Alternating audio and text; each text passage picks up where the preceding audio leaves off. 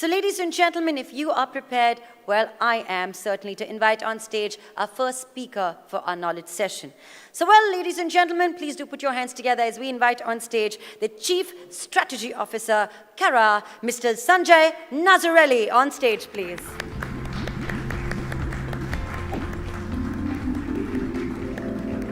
You're looking dapper today. Thank you very much. Let's get rid of this. You don't need to know who I am. Let's go back. There. So I thank you very much for so many of you coming today and this morning. I had this horrible feeling that all of you would have partied so hard yesterday that I'd be sitting here and I would just have Mr. Ashish Basin sitting in front of me trying to be very nice. So I'm really grateful to you for coming. I am going to make only one point today, and I'm going to try very hard to do it in just 20 minutes. And that is, see, somebody really had a hangover when he was writing his slides last night. And that is that all the forces that underpin our industry and our growth, and I guess the reason why all of us are here today, we have to rethink them. We cannot carry on doing what we've been doing for the past decade. What have we been looking at? A duck or a rabbit? What color dress have we really been seeing? Have we been seeing the glass half full or glass half empty? We have to change our perspective on the four things that fundamentally underpin our success as an industry. Just take globalization for a start. The world has been wonderful to us. Come on, it's really been fantastic. No trade barriers, no borders, no problems whatsoever. Hey, listen, in India, we can even go and buy Britain's most luxurious automotive manufacturer. Life is sweet with globalization. And with Convergence, life is even sweeter. There were, I counted, something like 247 subcategories in the digital advertising abbeys yesterday. That's Convergence. It's wonderful. Consumer adoption of technology. How fantastic. So we really love this. And all that convergence, all this amazing relationship between consumers and technology, all of it delivers one thing, which is gold, and that is data. Data has enabled us to get closer to consumers than ever before. We don't have to think about demographs and psychographs and any other graphs. We can just think about you and me. It's wonderful. And we've been really innovative. As we saw yesterday in the awards, incredibly innovative. You don't want an ad? That's fine. Beautiful client, Mondelez, we'll make you a series of fantastic apps, things that move across mobile devices. I will put to you today that we have to change the way we look at every single one of these factors if we're going to survive tomorrow. But if we do, if we look at these in a different way, we will win. So on to the first one, globalization, or as the New York Times called it last week, deglobalization. I barely need to talk to any of you about the way the earth is just cracking up. This, unfortunately, is in my homeland of Kutch. But way over the other side, the world is cracking up. And we are becoming riddled with protectionism. And with those trade barriers being put up, India is going to feel the pain of this as well. It would be extremely adverse. And in a monumental act of cultural, political, and I believe economic suicide, this is my politics, we in Britain have recently decided to sever ourselves from the rest of Europe. Fools that we seem to be. And that is going to make life really difficult in terms of globalization. And a lot of people are getting extremely depressed about it, but there's another side to globalization if you look at it differently. And this is the fun bit. Today, cross-border e-commerce is around, I'm having to read this because of the numbers. I can't remember numbers, I'm right-brained. Cross-border e-commerce is around $25 billion. So it's about 10% of total e-commerce is cross-border. Now, I sat there and I looked at this statistic and I thought, oh my God, this is amazing, it's 10%, but who are these people? And then I looked at the very beautiful light that I had bought from Fab India and had sent back to England, and I thought, oh my God, it's people like me. Now, that figure is going to grow. So by 2020, cross-border e-commerce is expected to represent 30% of the entire e-commerce market. That's a lot. A third of all e-commerce is going to happen cross-border. So in other words, consumers are doing the exact opposite of Donald Trump. And that's how we need to think about globalization if we really want to win in globalization tomorrow. What is absolutely clear to me is that when we get very large companies saying globalization is dying, protectionism, it's not true. It's just changing like a phoenix. It's diving into the flames. And what is being reborn is a very different kind of globalization. So what's the new phoenix like? The new phoenix is moving from the transfer of physical goods to the transfer of data and information. Now this sounds really theoretical. It's not. RayBan, I was having a conversation with RayBan not very long ago. You don't get much more physical than this, right? But if you have a 3D printer, what RayBan is saying is that in the future, their business is actually going to be based not on selling the spectacles, but selling a digital file, which will be transferred to you. And because everybody will have a 3D printer, you will print your own RayBans. So the real value of the RayBan is in the design. For me, as a creative person in this industry, that is beautiful. The supremacy of the designer over the physical product of marketers. I love that. And by the way, I'm going to be really nice to a client of ours. I first saw this 2 years ago in America, where Mondelez actually had a 3D printer creating customized Oreos for people. You could sit there and actually have a biscuit printed for you. So that's the sort of globalization we're going to see winning. The next thing is capital intensive. You know what makes me really sad about capital intensive businesses giving way to knowledge intensive businesses? Capital intensive businesses created globalization. And it's really sad that they're losing out now. But it is going to be service-based and knowledge-based industries that win in the globalization of tomorrow. People who don't need a legacy infrastructure, but can create a new, can rely on a digital infrastructure. So, one example of this is, I wasn't here right at the beginning of demonetization, but fundamentally the genius of what Mr. Modi has done here is not relied on a legacy infrastructure of notes and printing and retail outlets. He's just said, let's leverage a new digital infrastructure, and it's fundamentally changing the way India makes its payments. And finally, multinationals. The multinationals, the younger of you here, and the entrepreneurial among here will love this. The great big fat companies of yesterday are likely to give way, and the winners in globalization tomorrow will be small and medium enterprises and individuals, even here in India, where we have 45 million SMEs. It's 40% of our GDP in India. And I tell you, if I were an investor, I would love this, which is listed companies growing at 1.4%, SMEs growing at 12%. I like that 12% better. So these will be the winners in globalization tomorrow. I want to give you one other example of this idea of moving from capital-intensive to knowledge-intensive businesses. Education is really boring, right? School books, teachers, classrooms. Oh my God, look at how digital is totally revolutionizing the education market. The connected education market is going to be worth around $450 billion by 2020. LinkedIn went and bought the online training company lynda.com for $1.5 billion. And now there are 40 million. Does everybody know what MOOCs are? Massive open online courses. There are 40 million, including Harvard and Oxford. Get yourself an Oxford education, a Harvard education sat at your computer. That's how businesses that are based on transferring knowledge are going to start winning against businesses that transfer physical assets. So on to convergence, which we love. On convergence, we really love convergence because it's made the digital world in which we live.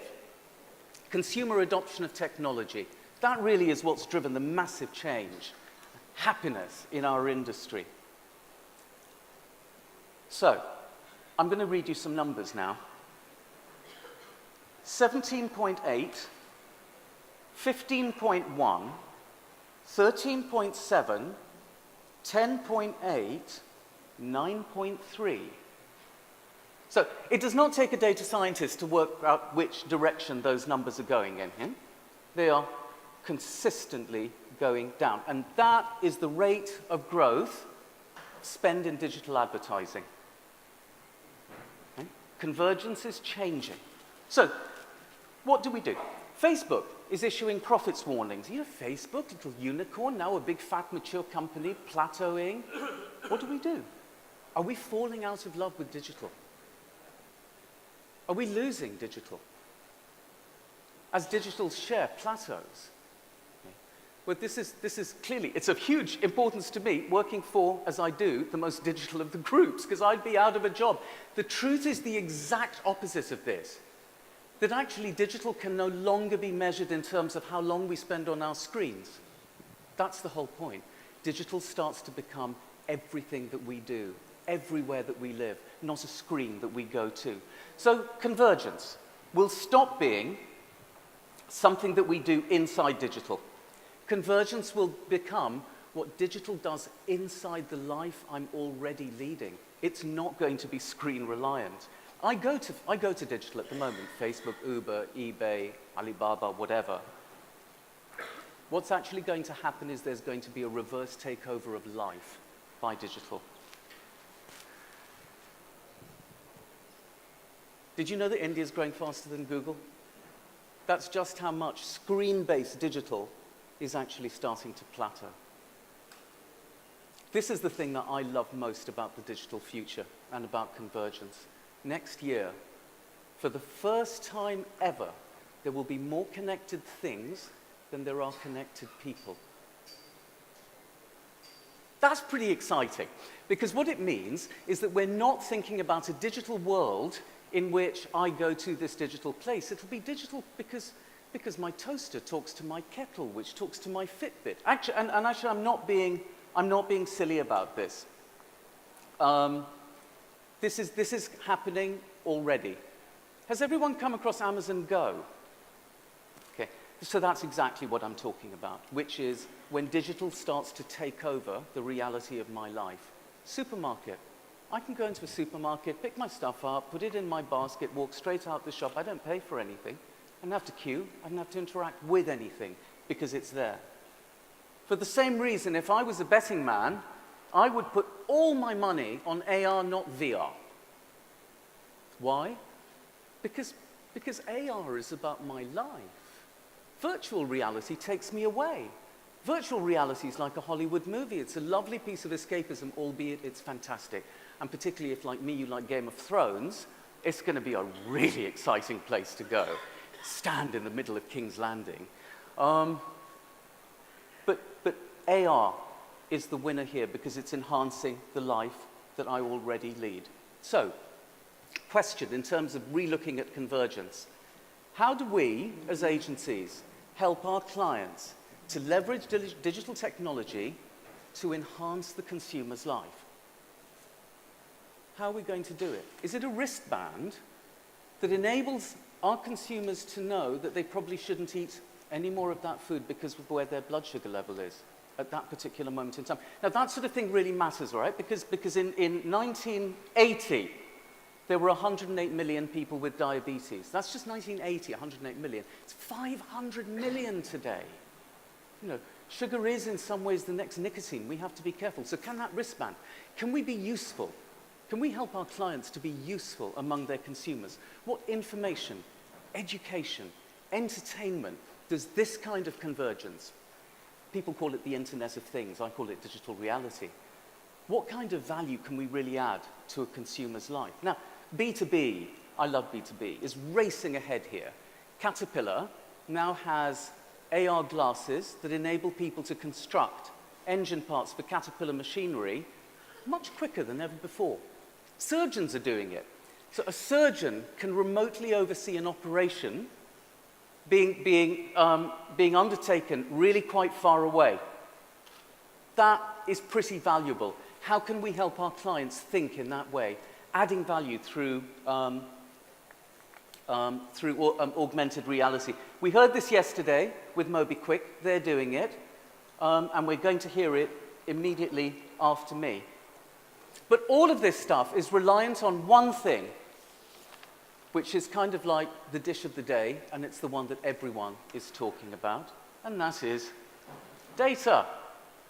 Clicker, please go to data. Thank you. We love data, don't we? Data represents the return of marketing to a true relationship between organizations and people. Data will help us to get closer to the consumer than we have been since the birth of mass consumerism. The segment of one is a reality. You can forget demographs. You can forget psychographs. You can just talk to me, and I can just talk to you. You know, in the old days, those lovely biscuits like Parley, they would have to use a billboard to say they love me. Now they don't. Now they say, hi, Sanjay, you love us, we love you. Yeah? Is this wonderful? Data is just nirvana. It just changes everything. Okay, so if this is true, why don't consumers love us? Why are they blocking our ads? Okay. So in India, ad blocking costs publishers $250, $300 million a year. So are we in India going to go the way of the US, where last year 26%, over a quarter of internet users blocked ads, and it cost the industry $20 billion? If our data revolution is so fantastic, if it's giving us such intimacy, why are they blocking us?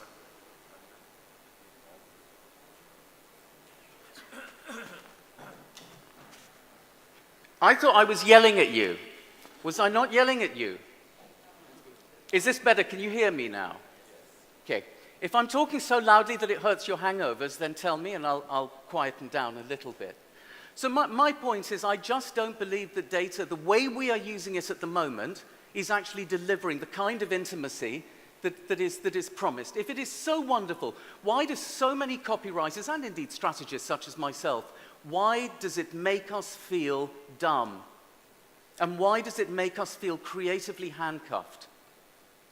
So many people in this room, if you're of the creative disciplines, will have sat there and thought, I can't do what I think is right for this brand because the data tells me that this happened yesterday and therefore that's what's going to happen tomorrow, and I absolutely have to follow it like a straitjacket. And frankly, I feel dumb myself when I'm surrounded by the new gods of marketing talking about APIs and SEQ and Boolean logic. This is not what we were trained to do. So there is another way of looking at data. I personally love it. I'm a data junkie, and I really do believe that data is the most powerful tool that we have had in marketing. I'm not exaggerating. I just think we need to look at it differently. And I'm going to give you 4 thoughts on how I think we should do that. And the first is the iceberg factor. Just because you can measure it doesn't mean it matters. And just because you can't measure it doesn't mean it's not important. There is a very big difference between what is true and the truth. We're all trained. We have management wisdom. We have creative and marketing wisdom. We have to look at that. And we have to say, just because we can measure it, that's fine. That's really great. Does it make it important or not? We need to decide that. The second is what I call the Apple factor. Data is big, data is complex, and it requires specialists. Like doctors and lawyers, those specialists know far more than we do, and they speak in a language that we generally don't understand. And that's where we come in. Our genius, I loved the comment yesterday about the Times Group and about the pithy editorial line that was created. That is what we do as an industry. We make complex things simple and communicate them with real conviction. That's what we now need to do with data. It's our jobs in this room. What we have to do is take these data pools and lakes and oceans and translate them into something as beautiful and simple as Apple did with the technology industry.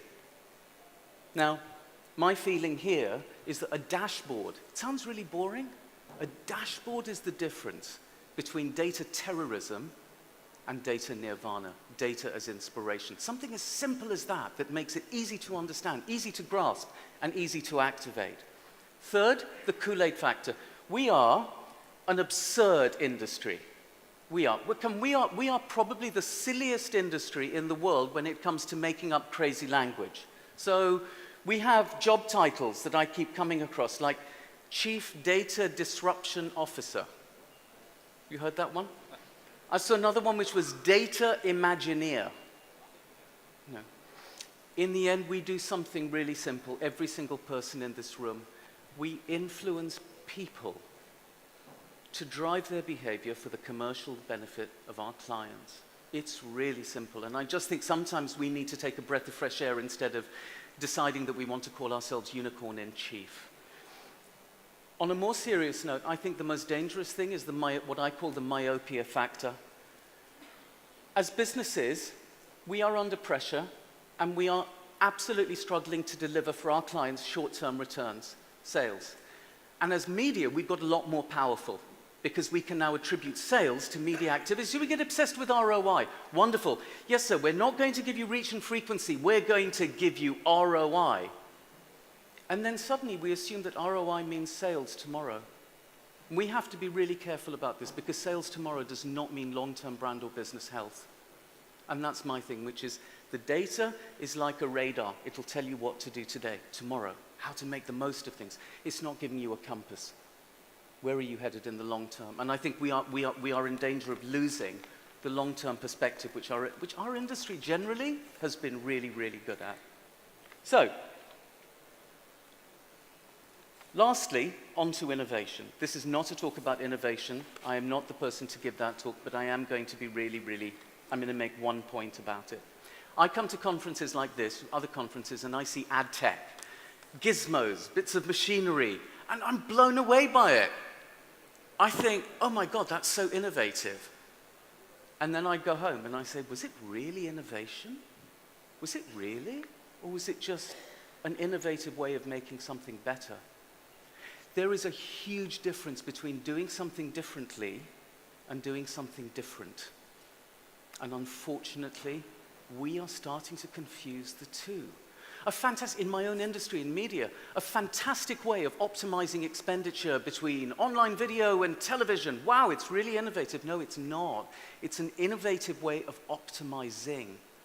It, in and of itself, is not changing the world. Let me give you one tiny example, which is this wonderful, wonderful case. Does everybody know this case? Rembrandt? Yeah? So, this was amazing, a piece of technology that can essentially create a Rembrandt in 3D. Yeah, it's really innovative. I'm not going to say that the tech was not innovative, but what do you get at the end of the day? You get another Rembrandt. Now, Rembrandt in his day was the most remarkable man. He revolutionized the world. He was the first painter who took the most disgusting, dirty, base, profane elements of society and mixed them with the spiritual and the sublime. He was revolutionary. That revolutionized nothing. It was an amazing piece of optimization technology. I'm going to close very quickly with three things I try to put to my teams to try and just balance their thinking away from the stuff that I've been telling you. And the first of these is the thistle burr. You know Velcro? Do you know the story of how Velcro came to be? The guy was walking his dog, and all these thistle burrs got stuck to the dog. And he was sitting at home and thinking, this is so annoying, I'm spending hours brushing these thistle burrs out. And then he thought, this is quite interesting. If you think about that with textiles, maybe you can make something. And that's how Velcro came to be. It was essentially taking one thing from here and applying that wisdom over there. Similarly, make mistakes and build on the mistakes. So, Post-it notes that every single one of us uses. The scientist was actually trying to make a super hard glue. Didn't work. Sat on the shelf for 2 years, and somebody then thought, maybe we could do it, and that's how that came to be. And the third, which I think is quite important, and this reminds me of that beautiful case study we saw yesterday about the nursery rhyme, is there is no algorithm for human irrationality and madness. And I think sometimes all of us owe it to our teams and our agencies. Sometimes let that copywriter's idea go. Because sometimes we've trusted that person because he, she feels it in their gut. And sometimes gut is really a lot more powerful than data is going to be. I'm going to close there and say thank you very much for listening to me. I don't